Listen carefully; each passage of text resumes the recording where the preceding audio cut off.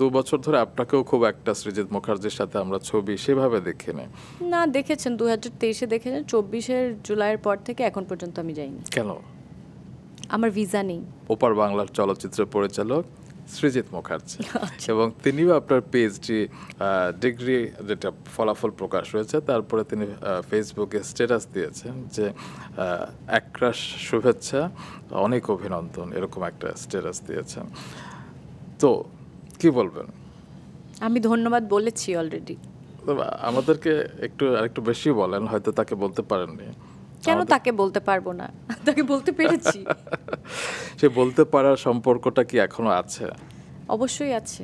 আমি বলেছি কত অত্যাচার সহ্য করে আমি পিএইচডিটা শেষ করলাম।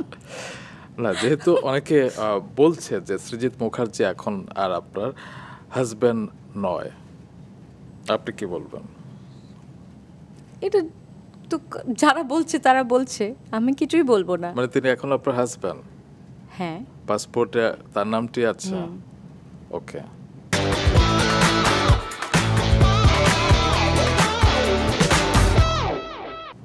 কিন্তু একটা সময় হয় না যে বিয়ের পরে আপনাকে কিংবা আয়রাকে দেখা যেত কলকাতায়, এবং সেখানে আয়রা স্কুলেও ভর্তি হয়েছিল, কিন্তু এখন আবার আয়রা পড়ছে হচ্ছে কি বাংলাদেশে। এখন না, 2 বছর হয়েছে আমরা আবার এখানে থাকি। এবং গত 2 বছর ধরে আপনাকেও খুব একটা সৃজিত মুখার্জির সাথে আমরা ছবি সেভাবে দেখিনি। না, দেখেছেন 2023-এ দেখেছেন, 24-এর জুলাইয়ের পর থেকে এখন পর্যন্ত আমি যাইনি। কেন? আমার ভিসা নেই।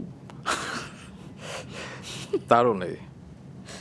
তার অবশ্যই নেই। সো লং ডিস্টেন্স রিলেশনশিপ হয়ে গেছে। ওকে।